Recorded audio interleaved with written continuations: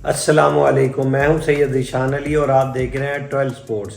पाकिस्तान ने आज इंडिया के ख़िलाफ़ अपने दूसरे मैच के अंदर भी नाकामयाबी को अपने सर के ऊपर सजा लिया। पाकिस्तान अगर देखें तो बहुत ही बुरा खेला। इंडिया जिसने पाकिस्तानों को चारों शाने चित किया और वो उन्होंने मैच 6 विकेट से जीत लिया, जबकि अभी तकरीबन 7.5 ओवर्स का खेल बाकी था। पाकिस्तान ने जो था ये मैच कहाँ पे हारा, अगर हम देखें तो पाकिस्तान ये मैच 11 से 20 ओवर्स के दरमियान में हार गया, जहाँ पे मोहम्मद रिजवान और सऊद शकील बैटिंग कर रहे थे। मोहम्मद रिजवान ने आज फिर पिछले मैच की तरह आज फिर बहुत ही ख़राब खेल पेश किया। पाकिस्तान ने पहले पावर प्ले के अंदर अच्छा पाकिस्तान खेला, तो पाकिस्तान ने पहले अच्छा खेला, जिसके अंदर पाकिस्तान ने 10 ओवर्स के अंदर 52 स्कोर किए, लेकिन पाकिस्तान ने 11 से 20 ओवर्स के दरमियान में मैच अपने हाथ से तकरीबन निकाल दिया था। पाकिस्तान ने दूसरे 10 ओवर्स के अंदर 27 स्कोर सिर्फ किए, जबकि पाकिस्तान को उन 10 ओवर्स के अंदर कोई विकेट नहीं गिरा। रिजवान ने लगातार दूसरे मैच के अंदर एक्स्ट्रा ऑर्डनरी स्लो खेल पेश किया, जिसकी वजह से पाकिस्तान जो था वो मैच अपने हाथ से पहले ही 20 ओवर के अंदर तकरीबन आधे से ज़्यादा निकाल चुका था। रिजवान ने अगर देखें तो मोहम्मद रिजवान और अगर हम बैटिंग करें इमामुल हक की, तो इन दोनों ने 103 बॉल्स खेली और 56 स्कोर किए। यानी इन दोनों का स्कोर अगर हम मिला लें तो तकरीबन इन्होंने 51 के स्ट्राइक रेट से खेला। अगर ये बॉल टू बॉल भी खेलते या एटलीस्ट 103 बॉल्स के ऊपर 93 स्कोर भी करते, तो ये तकरीबन 40 स्कोर का फ़र्क पड़ जाता। और 40 स्कोर का मतलब ये था कि पाकिस्तान 282, 83, 85 स्कोर का टारगेट देता। और पाकिस्तान ने, याद रखिएगा, अभी आखिरी ओवर्स के अंदर कुछ भी नहीं किया। आखिरी 4 बॉल डॉट खोली और आखिरी जो थे 2 बॉल्स पहले ही आउट हो गया। तो इमामुल हक जिन्होंने 26 बॉल्स खेली और 10 स्कोर की, और वो सिंगल लेने के चक्कर में आउट हो गए, जो सिंगल थी नहीं, और 38 का स्ट्राइक था। बाबर आजम एक अच्छी फॉर्म में थे, लेकिन वो भी हार्दिक पांड्या को आउटसाइड आई दे गए और उन्होंने 26 बॉल के ऊपर 23 स्कोर किए, अच्छे 5 चौके लगाए। लेकिन जो हालांकि हार्दिक पांड्या की स्पीड जो मैक्सिमम एक बॉल पे गई है वो 135 गई है, वरना वो 125 या 120 की स्पीड से बॉल कर रहे थे। और जो भी अगर कोई बॉलर 125 या 25 या 20 की एवरेज से स्पीड से स्कोर करता है, उसको जो भी बाउंसर करे छक्का लगता है, और आजकल की मॉडर्न डे क्रिकेट के अंदर उसकी बॉल बाहर फेंक दी जाती है। लेकिन हार्दिक पांड्या को इन्होंने आज फिर जैसे जोएल गार्नर या काटले एम्ब्रोज बनाया हुआ था, और जो थे इतने प्रेशर के अंदर खेले कि उसकी बॉल के ऊपर हिट भी नहीं ले सकते। स्ट्राइक तो रोटेट कर ही नहीं पा रहे थे। पाकिस्तान ने पहले 26 ओवर्स के अंदर 100 डॉट बॉल खेली। 100 डॉट बॉल, इसका मतलब यह है कि पाकिस्तान ने पहली 156 बॉलों में 100 डॉट बॉल, तकरीबन 65% जो थी वो डॉट बॉल खेली। अगर 65% आप डॉट बॉल खेलेंगे तो अल्लाह ही हाफिज है आपकी टीम का। उसके बाद सऊद शकील और रिजवान ने बहरहाल टिकिंग करते रहे, लेकिन रिजवान अपना जो स्कोर था वो बॉल टू बॉल के अंदर कन्वर्ट नहीं कर पाए, और 77 बॉल्स के ऊपर 46 रन बना के सिर्फ 59.74 के स्ट्राइक रेट से उन्होंने स्कोर किया, और पाकिस्तान की टीम को भंवर के अंदर छोड़ के चले गए। सऊद शकील कदरे बेहतर थे, लेकिन उन्होंने कदरे बेहतर रिजवान की निस्बत खेला, और उनका स्ट्राइक रेट जो 81.57 था, और उन्होंने 76 बॉल के ऊपर 62 रन बनाए। सऊद शकील जो कि पहले भी एक बॉल के ऊपर छक्का मारने की कोशिश थी, लेकिन वो बॉल आगे गिरा, मुझे समझ से बाहर आया। अगर आप पुल शॉट, अगर आप छक्का आपसे नहीं लगता तो ज़रूरी आपने मैं इससे पहले यही बात को डिस्कस कर रहा था कि छक्का मारने की आपको ज़रूरत क्या है। आप इम्प्रोवाइजेशन के साथ खेलें, आप रिवर्स स्वीप खेलें, आप बैक के ऊपर आपने 2 चक्के लगाए हैं, चौके लगाए हैं, आप बैक के ऊपर खेलें। आपने अगर छक्का मारने की कोशिश करनी है तो आप फाइन लेग की तरफ मारें, जहां पे बॉलर्स को बहुत ज़्यादा पैर पे गिरी को जोर नहीं लगाना पड़ता। जैसे रोहित शर्मा ने अपना पहला छक्का लगाया तो टांग के ऊपर गिरी हुई या बॉडी के ऊपर गिरी हुई को फाइन लेग के ऊपर या लेग के ऊपर जो है वो मारे, और साउथ स्कील जो थे वो लेग के ऊपर छक्का मारने के चक्कर के अंदर कैच आउट होकर बैठे। अगर साउथ स्कील भी वहाँ पर थोड़ा सा गेम प्लान बना लेते तो कुछ बेहतर आ जाता। तैयब ताहिर जो कि बॉल समझ नहीं पाए और बॉल जो था वो स्विंग हो रहा था। और अगर इंडिया के स्पिनर्स देखें तो इंडिया के स्पिनर्स ने जिस तरह से बॉल को स्विंग किया और पाकिस्तान के स्पिनर्स को बॉल बिल्कुल भी स्विंग नहीं मिल रही थी, सिवाय एक अबरार की बॉल जो कि उन्होंने शुभमन गिल को बोल्ड किया, उसके अलावा पाकिस्तान को स्विंग नहीं मिल पाई। लेकिन इंडिया के स्पिनर, इंडिया ने आज के मैच के अंदर 3 स्पिनर खिलाए और पाकिस्तान को जो है बार बार हर एक्सपर्ट ने कहा, लेकिन जो आकिब जावेद है उनके किसी भी कान पर जू नहीं रेंगी कि पाकिस्तान को स्पिन विकेटों के ऊपर एटलीस्ट 2 स्पिनर लेके तो जाने चाहिए थे। ले डाला ही एक स्पेशलिस्ट स्पिनर 15 रुकनी स्क्वाड के अंदर, आप ना खिलाते, लेकिन आपके पास ऑप्शन तो होनी चाहिए थी। स्पिनर ही एक लेके गए और ढिठाई के साथ आकिब जावेद अपने इस डिसीजन को ढिठाई के साथ हर प्रेस कॉन्फ्रेंस के अंदर जो थे वो ढिठाई के साथ जो थे वो फेस करते रहे और कहीं पे वो मानने को तैयार नहीं थे। और अपने का एक मैच एक दिन पहले की प्रेस कॉन्फ्रेंस में भी उन्होंने अपने जो ट्रायंगुलर जो पेस अटैक है, हारिस रऊफ, नसीम शाह और शहनशाह अफरीदी, और उनका मुकाबला 90s से किया, यानी वकार यूनुस, वसीम अकरम और अपने आप को मिला लें आकिब जावेद, उनसे मुहावजा किया। ये तो पेस अटैक उनकी तरह से है, ये उनके शायद जो है वो पाँव के बराबर भी नहीं है, उनकी जूती के बराबर भी नहीं है। बहुत ही ख़राब कारकर्दगी थी। आप देखें सलमान अली आगा आए, सलमान अली आगा आते ही उन्होंने कोई चौका नहीं लगाया, 24 बॉलों पे 19 रन किए, कोई चौका नहीं, लेकिन वो स्ट्राइक रोटेट करते रहे। रिजवान तो ऐसे थे जैसे स्ट्राइक रोटेट करना ही भूल गए। खुशदिल शाह थे, सिर्फ उन्होंने 2 छक्के लगाए लेकिन वो स्ट्राइक रोटेट करते रहे। खुशदिल शाह अपनी बॉडी के ऊपर पड़ा हुआ बॉल के ऊपर छक्का लगा लेते तो उन्होंने छक्के की कोशिश की और कामयाब भी हुए।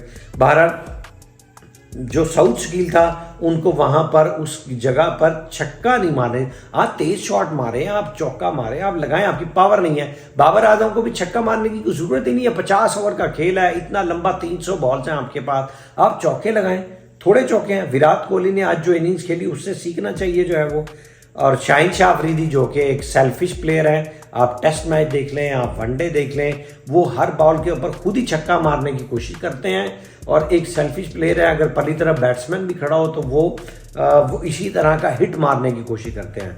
और नसीम शाह को फिर आज नीचे भेजा गया शहनशाह से, जबकि नसीम शाह की एवरेज भी शहनशाह से अच्छी है और वो खेलते भी अच्छा है। नसीम शाह ने 16 बॉल पे 14 स्कोर किए और हारिस रऊफ ने 7 बॉलों पे 8 स्कोर किए।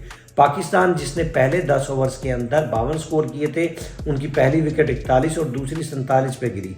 उसके बाद पाकिस्तान ने अच्छी पार्टनरशिप की और 151 स्कोर के ऊपर पाकिस्तान की तीसरी विकेट गिरी। लेकिन जो ये 100 स्कोर था हमें बहुत महंगा पड़ा।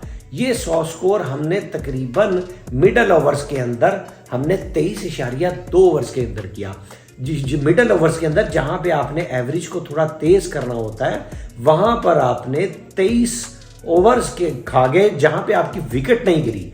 सबसे बड़ी बात यह है कि आपकी विकेट नहीं गिरी और 23 ओवर आपने खा गए और आपने सिर्फ 100 स्कोर किया। और उसके बाद वही हुआ कि वहां पर या तो ये था वहां पे स्ट्राइक रेट, ये कोई बाद में 200 के स्ट्राइक रेट से खेल जाते, वहां पर दोनों खिलाड़ी साउथ स्कील और रिजवान आउट हो गए और मैच को नीचे लगवा कर चले गए। या तो खुद 2 काम करते, या तो खुद पहले तेज खेल जाते स्ट्राइक रेट से, या फिर बाद की इनिंग्स में अपने एक्सीलरेट करके और अपने रन्स को बॉल टू बॉल कर जाते। और हर मैच कभी कभार ऐसा हो जाता है कि आप बाद में तेज खेल जाएं, ये हर मैच में इनकी आदत बन गई है कि मैच को नीचे लगवा कर और चले जाते हैं। उसके बाद जो था वो कोई भी खिलाड़ी पाकिस्तान का खातिर खा वो नहीं दे सकते। कुलदीप यादव जो कि पाक किसी के खिलाफ नहीं चलते, वही हुआ, 3 विकेट जो थे वो ले गए, चटका गए। और जो थे वो हार्दिक पांड्या तो ऐसे थे कि उन्होंने 8 ओवर के अंदर सिर्फ 31 रन दिए, 3.87। Thanks go to India, thanks to Rohit Sharma कि जिन्होंने हार्दिक पांड्या से 10 ओवर नहीं कराए, वरना शायद ये पाकिस्तान की टीम 225 भी ना कर पाती। तो बहरहाल जो है वो अगर हम देखें, और उसके बाद कुलदीप यादव ने 9 ओवर में 40 स्कोर दिए सिर्फ, और 4.44 की एवरेज से, और 3 विकेट हासिल किए। रविंद्र जडेजा ने भी 40 स्कोर दिए 7 ओवर के अंदर और 1 विकेट हासिल की। तो 3 जो स्पिनर थे उन्होंने बहुत ही कमाल की जो थी वो बॉलिंग की और पाकिस्तान को बिल्कुल भी खेलने दिया। रोहित शर्मा जिन्होंने देखिए 15 बॉल्स खेली, लेकिन 15 बॉल्स के ऊपर उनका स्ट्राइक रेट 133 का था। उन्होंने कहीं भी मैच को नीचे नहीं लगने दिया। यही 15 बॉल्स खेल के अंदर अगर इमामुल हक 20 स्कोर कर जाते तो क्या बात होती। और इमामुल हक ने जो था वो, इमामुल हक ने क्या किया, 26 बॉल के ऊपर 10 स्कोर। वो 26 बॉल के ऊपर अगर इमामुल हक ने कोई 35 स्कोर बनाए होते तो क्या ही बात थी। रोहित शर्मा 15 बॉल खेले लेकिन सुथरी खेले, उन्होंने 20 स्कोर किया।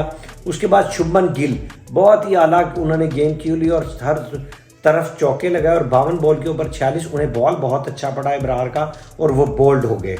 विराट कोहली जिनको मैं पहले ही कह रहा था वो 3 साल से नहीं चल रहे। कल का अगर मेरा ब्लॉग देखें तो मैंने उसके अंदर पहले ही कह दिया था कि विराट कोहली किसी टीम के खिलाफ नहीं चल रहे और पाकिस्तान के खिलाफ चल जाएंगे। क्यों? क्योंकि पाकिस्तान को जो है वो जहाँ पे वो मिसिंग कर रहे हैं वहाँ पे पाकिस्तान बॉल नहीं डालता। आउटसाइड आप उन्हें बॉल बाहर की तरफ निकालें और आप देखें कि वो किस तरह से आउट हो रहे हैं, या उन्हें बाहर से अंदर बॉल कराएं बिल्कुल वाइड ऑफ द स्टंप से, तो वो आउट हो रहे हैं। लेकिन विराट कोहली को पाकिस्तान ने फॉर्म के अंदर ले आए और सेंचुरी स्कोर करा ली। पूरा टूर्नामेंट में देखिएगा विराट कोहली फिर नहीं चलेंगे, ना पहले चलेंगे ना बाद में, लेकिन पाकिस्तान के खिलाफ उन्होंने 100 जड़ दिया। और शहरियाज जो थे उन्होंने बहुत ही अंधा इनिंग्स खेली और स्पिनर को उन्होंने हर तरफ बाउंड्रीज लगाई और 67 बॉलों के ऊपर 56 स्कोर बनाए। और वो खुशदिल शाह की बॉल के ऊपर इमामुल हक ने उनका अच्छा कैच लिया और वो आउट हो गए।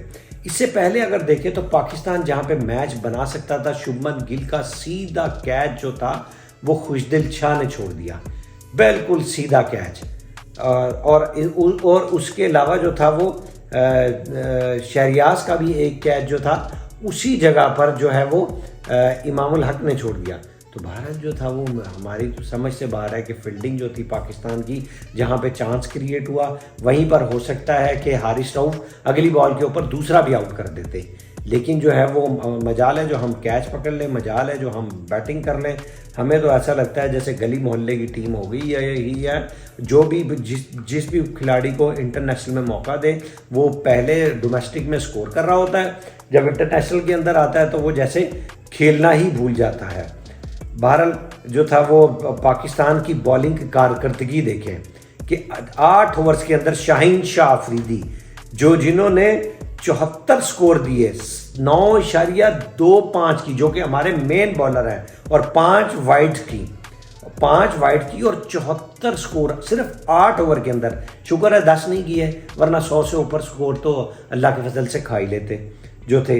नसीम शाह ने अच्छी बॉलिंग की और 8 ओवर के अंदर 37 स्कोर दिए और 4.62 की। हारिस रऊफ जिनको स्कोर तो पड़ा 52 स्कोर, लेकिन उन्होंने चांस क्रिएट किए, अनलकी रहे कि उन्होंने जो वो कैच नहीं पड़े। जब कैच ना पकड़े तो बॉलर की वैसे ही जो है वो स्पीड आती रह जाती है। अबरार जिन्होंने बहुत ही उम्दा बॉलिंग की, 10 ओवर के अंदर 28 स्कोर दिए और 1 विकेट हासिल की।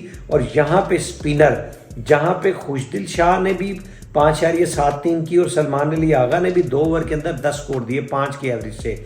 अगर हम इन तीनों के 20 ओवर मिला लें तो इन 20 ओवर्स के अंदर इन्होंने 80 स्कोर भी नहीं दिए, यानी 4 की एवरेज से भी कम स्कोर दिए इन तीनों स्पिनर ने। तो इसका मतलब ये है कि फास्ट बॉलर की जगह पे इवन पार्ट टाइमर बेहतर है हमारे 3 फास्ट बॉलर से, जिनको आकिब जावेद साहब 90s के बॉलर से मिला रहे हैं। आकिब जावेद साहब कुछ होश के नाखुन लें, आप जो है वो पाकिस्तान की वाइट बॉल की टीम का बेड़ा गर्क ना करें, ठीक है, आपने इतना अच्छा डिसीजन लिया, सब ने आपकी तारीफ की जब आपने टेस्ट मैच के अंदर स्पिन विकेटें बनाई। तो आपकी यहाँ पे कहाँ पे अकल दंग रह गई, कहाँ पे आपकी अकल चली गई कि इन्हीं स्पिन विकेटों के ऊपर आपने स्पिनर जो थे वो एक स्पिनर लेके गए, जहाँ पे आपके पार्ट टाइम बॉलर जो है वो 5 की एवरेज दे रहे हैं, और आपके मेन स्ट्राइक बॉलर जो है जिनको आप कह रहे हैं कि दुनिया के बेहतरीन बॉलर हैं, वो 9.25 की स्ट्राइक रेट से दे रहे हैं। पिछले मैच के अंदर भी 8 की एवरेज से स्कोर खाए।